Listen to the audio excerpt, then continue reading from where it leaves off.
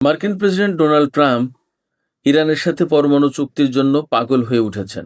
এই চুক্তি না হওয়া পর্যন্ত তার যেন একেবারে আর ঘুম নেই।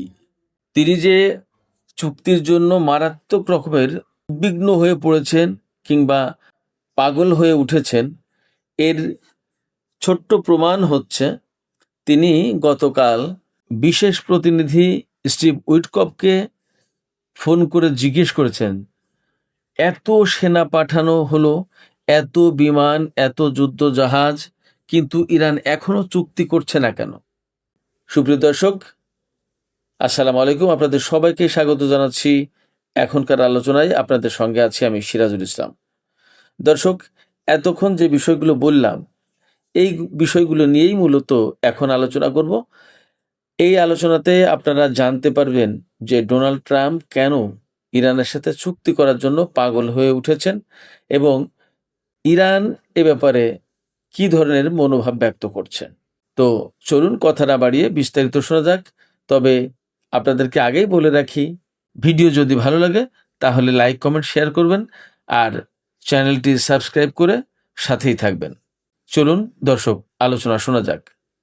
মার্কিন প্রেসিডেন্ট ডোনাল্ড ট্রাম্প ইরানের সাথে পরমাণু চুক্তি করার জন্য পাগল হয়ে উঠেছেন এই কারণে যে তিনি আমেরিকার জনগণকে দেখাতে চেয়েছেন যে বারাক ওবামার সময় ইরানের সাথে যে চুক্তি হয়েছিল সেই চুক্তি প্রকৃতপক্ষে আমেরিকার স্বার্থ রক্ষা করেনি। সেই চুক্তিকে তিনি সবচেয়ে বাজে চুক্তি বলেছিলেন এবং 2018 সালে ক্ষমতা আসার পরই সেই চুক্তি বাতিল করেছিলেন। এইবার ক্ষমতায় আসার পর, অর্থাৎ গত বছরের জানুয়ারিতে ক্ষমতায় আসার পর 1 বছর পার হয়েছে, তিনি এর ভিতরে ইরানের সাথে একটা পরমাণু চুক্তি করতে চেয়েছিলেন বা ইচ্ছা ছিল তার এমনই। এটা চেয়েছিলেন এই কারণে যে তিনি দেখাতে চান মার্কিন জনগণকে যে আগের চুক্তি ভালো ছিল না, খারাপ ছিল তার ভাষায়। এখন তিনি নতুন করে ইরানের সাথে চুক্তি করেছেন, এমন চুক্তি যে চুক্তি পুরোপুরি মার্কিন স্বার্থ রক্ষা করে, অথচ ইরানের স্বার্থ রক্ষা করে না। তার মানে ইরান এই চুক্তি থেকে লাভবান হতে পারবে না, 16 আনা লাভ তুলবে আমেরিকা। ডোনাল্ড ট্রাম্পের প্ল্যানটা কিন্তু এইরকম। আরেকটা ব্যাপার হচ্ছে যে ডোনাল্ড ট্রাম্প চাইছেন যে একেবারেই ইরান কোনো রকমের ইউরেনিয়াম এনরিচ করতে পারবে না, অর্থাৎ সমৃদ্ধ করতে পারবে না ইউরেনিয়াম।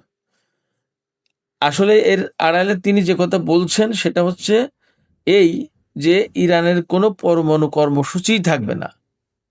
আর এর সাথে যুক্ত করেছে নেতানিয়াহু, ইরানের কোনো ক্ষেপণাস্ত্র থাকবে না।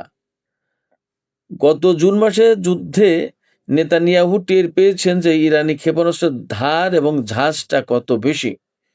এই ধার এবং ঝাঁজ বোঝার পরে তিনি এখন নাছোড়বান্দা হয়ে গেছেন ট্রাম্পের কাছে যে ইরানের পরমাণু কর্মসূচি বানচালের পাশাপাশি ক্ষেপণাস্ত্র কর্মসূচি বাতিল করতে হবে, বন্ধ করতে হবে এবং ইরানের হাতে এমন ক্ষেপণাস্ত্র থাকতে পারবে যেটা লাঠির মতো কাজ করবে, ক্ষেপণাস্ত্রের মতো কাজ করবে না। তার মানে ইরানের হাতে যে ক্ষেপণাস্ত্র থাকতে পারবে সেটার পাল্লা 300 কিলোমিটারের বেশি না, অর্থাৎ ইসরায়েল পর্যন্ত কোনো মতে যেতে পারবে না। অর্থাৎ ইসরায়েলের আবেদন অনেকটা বায়না ধরার মতো। তিনি যা বলবেন ইসরায়েলের প্রধানমন্ত্রী তাই ডোনাল্ড ট্রাম্পকে শুনতে হবে এবং ডোনাল্ড ট্রাম্প তাই করার চেষ্টা করছেন। এর একটা বড় কারণ হচ্ছে, আমি সবসময় বলি, ইসরায়েল হচ্ছে এমন একটি ভূখণ্ড যেটা সারা বিশ্বেই একেবারে পরিষ্কার স্বীকৃত যে জবরদখল করে রয়েছে তারা, এবং ফিলিস্তিনিদের সাথে প্রকৃতপক্ষে শান্তিপূর্ণভাবে কোনো সমাধানে তারা, বিশেষ করে ইসরায়েলের কোনো শাসক, চেষ্টা করেনি। আমেরিকার পক্ষ থেকে অসলো চুক্তি এবং নানা রকমের উদ্যোগ নেওয়ার পরেও সেই চুক্তি সফল হয়নি, এই কারণে যে বেসিক্যালি মধ্যপ্রাচ্যে আমেরিকার স্বার্থই ইসরায়েলের স্বার্থ আর ইসরায়েলের স্বার্থই আমেরিকার স্বার্থ। এখানে আলাদা কোনো অস্তিত্ব নেই। ইসরায়েল আর আমেরিকা মধ্যপ্রাচ্যের স্বার্থের ব্যাপারে একেবারে একাত্মা, অর্থাৎ ইসরায়েলের স্বার্থ যেটা সেটাই আমেরিকার স্বার্থ, আমেরিকার যেটা স্বার্থ সেটা ইসরায়েলের স্বার্থ। এই পরিস্থিতিতে ডোনাল্ড ট্রাম্প ইরানকে এমন একটা নখ দন্তহীন বাঘে পরিণত করতে চান যার কোনো ক্ষমতা থাকবে না। এবং আমি আপনাদেরকে বলি আন্তর্জাতিক পর্যবেক্ষকরা, রাজনৈতিক বিশ্লেষকরা বলছেন যে এইটা করার মূল অর্থ বা মূল কারণ হচ্ছে ইরানকে মূলত একেবারে শক্তিহীন করে পরবর্তীতে তাকে কিন্তু ইরাকের পরিণতি বরণ করানো হবে। এবং গত পরশুদিন ইসরায়েলে নিযুক্ত আমেরিকার রাষ্ট্রদূত মাইক হাকাবি তিনি কিন্তু পরিষ্কার করে বলেছেন, ইসরায়েল যদি পুরো মধ্যপ্রাচ্য দখল করে নেয় তাতে আমি কোনো অখুশি হব না, আমি বাধাও দেব না, আমার তাতে না নেই, অর্থাৎ আমার সমর্থন আছে। আমি সবসময় বলি মধ্যপ্রাচ্য অর্থাৎ গ্রেটার মিডল ইস্ট একটা পরিকল্পনা আমেরিকা এবং ইসরায়েলের আছে। সেই পরিকল্পনা বাস্তবায়নের জন্য সবচেয়ে বড় বাধা হচ্ছে ইরান। সেই বাধা দূর করার জন্য ইরানের হাতে যে পরমাণু কর্মসূচি, যে ক্ষেপণাস্ত্র রয়েছে, এগুলো ধ্বংস করতে পারলে ইরানকে একদম দুর্বল করে ফেলা যায়, তারপরে তাকে শেষ করে দেওয়া যাবে, এবং এটাই হলো প্ল্যান। পর্যবেক্ষকরা, আন্তর্জাতিক বিশ্লেষকরা এমনই বলছেন। সেক্ষেত্রে আমার মনে হয় যে তাদের বিশ্লেষণ যথেষ্টই সঠিক। এই জায়গায় ইরান কখনোই এমন কোনো পরমাণু চুক্তি করবে না ইরান, যে পরমাণু চুক্তির কারণে পরমাণু শক্তি বা পরমাণু ক্ষমতা বা পরমাণু কর্মসূচি থাকে না।